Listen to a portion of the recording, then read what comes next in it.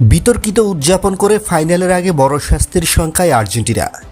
ইংল্যান্ডের বিপক্ষে সেমিফাইনাল জয়ের পর একটি পতাকা নিয়ে বিপাকে পড়েছে আর্জেন্টিনা। এই পতাকার কারণে দলটির বিরুদ্ধে শাস্তিমূলক ব্যবস্থা নিতে পারে ফিফা।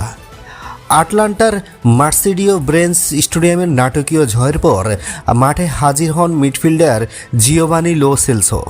তার হাতে লেখা ছিল একটি পতাকা।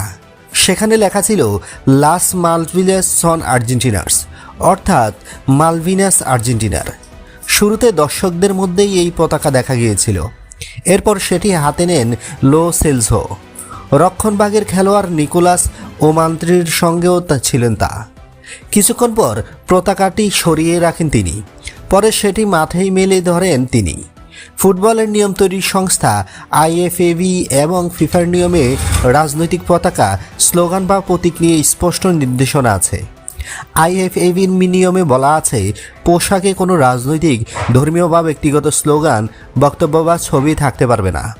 খেলোয়াড়রা নির্মাতার লোগো ছাড়া অন্য কোনো রাজনৈতিক, ধর্মীয় বা ব্যক্তিগত স্লোগান, বক্তব্য বা বিজ্ঞাপন সংবলিত অন্তর্বাস দেখাতে পারবেন না। এমন কোনো লঙ্ঘনের জন্য প্রতিযোগিতা আয়োজন জাতীয় ফুটবল সংস্থা বা ফিফা খেলোয়াড় ও দলকে শাস্তি দিতে পারবে। সাধারণত ম্যাচ শেষে বিভিন্ন প্রতিবেদন জমা পড়ার পরেই সিদ্ধান্ত নেয় ফিফা। সব প্রতিবেদন হাতে পাওয়ার পর বিষয়টি পর্যালোচনা করবে তারা। এরপরেই ঠিক করবে পরবর্তী পদক্ষেপ কী হবে।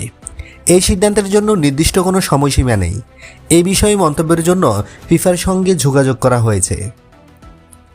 বন্ধুরা, নিত্য নতুন এক্সক্লুসিভ খবরাখবর সবার আগে পেতে আমাদের ইউটিউব চ্যানেলটি সাবস্ক্রাইব করে পাশে থাকা বেল আইকনটি অন করে দেওয়ার অনুরোধ রইল।